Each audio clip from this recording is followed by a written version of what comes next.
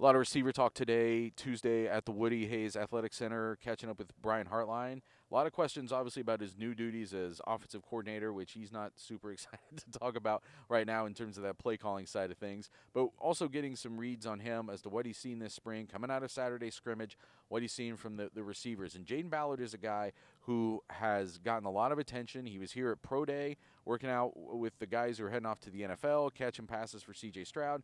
Saw him make some plays in the scrimmage on Saturday. So there's naturally a lot of questions about how close is he to this breakthrough. But Hartline's answer to that hasn't changed a whole lot yet. He likes where he is, but also thinks he's catching up to where he should have been last year, and that he still is proving himself as an all-around receiver before he can have a chance of really cracking into taking snaps away from those guys who are at the top of this depth chart. Jayden Ballard is fast. We all know that. Brian Hartline knows that probably better than all of us because he sees them every single day.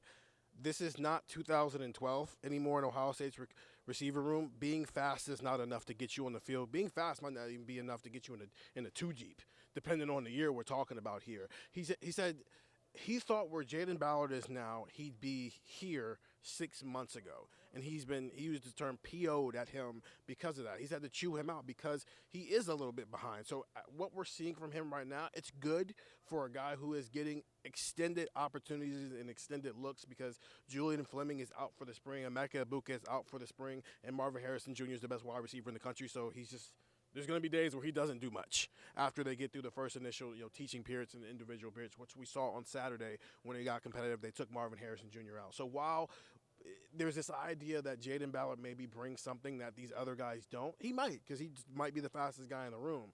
But it's been said multiple times from Brian Hartline in different ways, talking about different people. You have to be able to do what the guy in front of you does if I put you on the field for him. And it seems like there's still some development stuff that needs to happen with Jayden Ballard because that weapon of him maybe being a take the top off the defense, that's not enough to get on the field in this receiver room.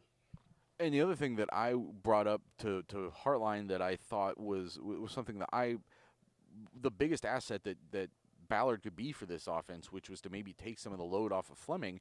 But I mean, to his point, he's like, well, first of all, wait till you see Julian Fleming with a fully healthy set of shoulders, which is I guess a fair point.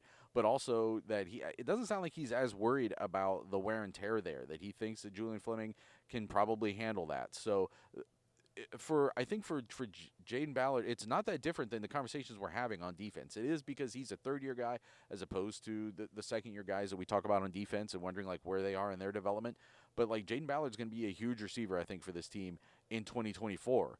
What he can do in 2023, he's still got some work to get there, and I don't think that's a criticism necessarily. This is the toughest receiver room in the country to get on the field in right now. It's like not even, I don't know what number 2 is.